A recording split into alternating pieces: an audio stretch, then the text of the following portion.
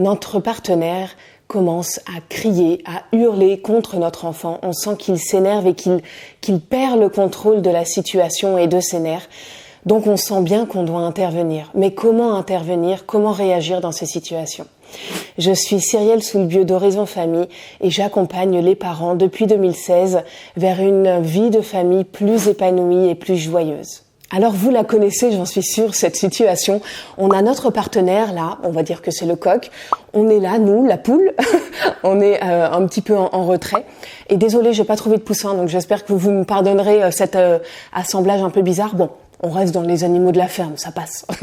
Donc c'est le lapro qui fera office d'enfant à la place du poussin, vous m'excuserez. Donc on a notre partenaire qui est là et qui hurle littéralement sur notre enfant parce que ça fait plusieurs fois que, je sais pas, il lui a demandé d'arrêter de faire du bruit. Et le lapro, notre enfant, continue de faire du bruit malgré tout. Et donc, au final, notre partenaire finit par s'énerver, par sortir de ses gonds. Il s'emporte littéralement et on sent bien qu'il est en train de perdre le contrôle de ses nerfs.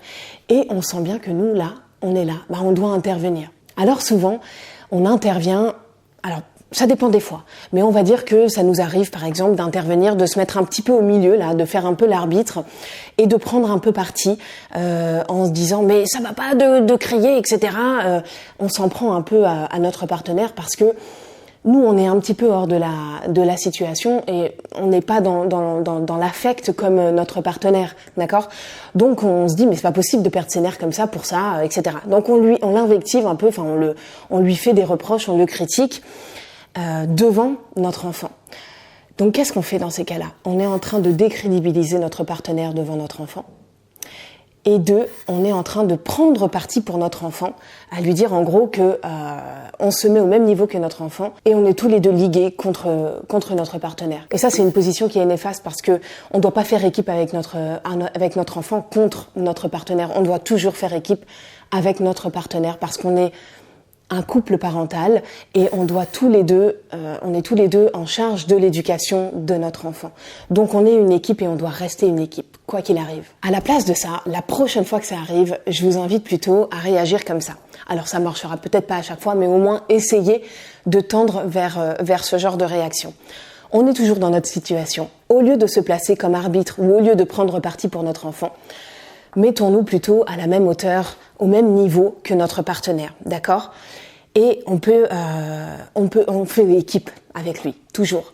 Et on dit à notre enfant, tu vois, je comprends que papa soit énervé, parce que c'est vrai que ça fait plusieurs fois qu'il te demande d'arrêter de faire du bruit, de faire le calme, et pourtant, ça ne fonctionne pas. Donc, évidemment, il finit par s'énerver. Allez, viens. On va essayer de trouver une activité plus calme pour s'apaiser un petit peu. Et là, on part. Et donc, on prend le relais, on permet à notre partenaire de s'apaiser et de redescendre un peu. Et nous, on a pris le relais sans pour autant décrédibiliser notre partenaire en lui disant qu'il a mal réagi, etc. Donc là, on est vraiment on fait toujours équipe, on se soutient l'un l'autre. Parfois, ça va être notre partenaire qui va venir nous soutenir parce qu'on sort de nos gonds. Voilà.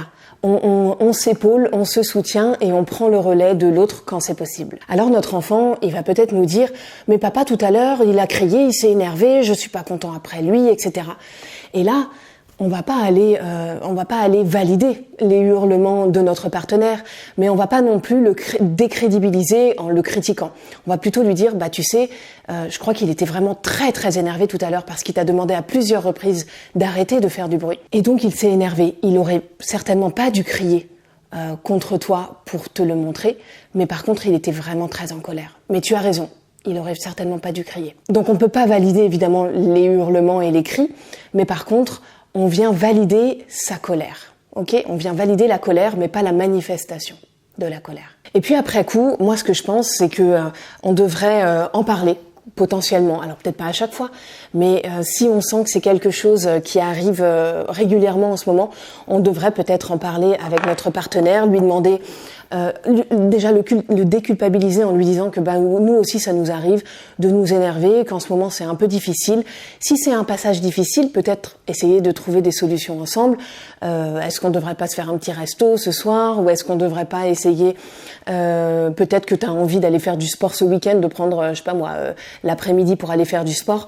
Bref, de permettre à l'un ou à l'un et à l'autre de se déconnecter le temps que, voilà, de se ressourcer un petit peu, parce que si c'est une période chargée, il faut vraiment ne pas accumuler les tensions, mais essayer de désamorcer les crises comme ça en prenant du temps, chacun pour soi ou en couple, etc. Donc trouver des solutions ensemble tout en déculpabilisant notre partenaire, en lui disant que nous-mêmes aussi, on sent qu'il y a beaucoup de tensions en ce moment, que parfois ça nous arrive de nous énerver, etc. Je vous rappelle donc les 2 étapes la prochaine fois que ça arrive. La première chose, c'est de nous mettre au niveau de notre partenaire et de dire à notre enfant que on comprend pourquoi papa ou pourquoi notre partenaire s'énerve, parce que ça fait un moment qu'il répète d'arrêter de crier, etc. Et puis, en deuxième étape, c'est de prendre le relais et de partir avec notre enfant pour chercher une activité plus calme, par exemple, ou quoi que ce soit, pour permettre à notre partenaire de s'apaiser. Voilà, ces 2 étapes-là, essayez de les avoir en tête et de les mettre en application la prochaine fois que ça arrive. Gardez toujours en tête que c'est important. On est un couple parental et on doit faire équipe ensemble. J'espère que ces pistes vous aideront. Je vous souhaite une excellente journée. Je vous retrouve très vite sur Horizon Famille. Pensez à liker cette vidéo si elle vous a plu. Pensez à la partager si vous pensez qu'elle peut aider d'autres parents. À très vite sur Horizon Famille.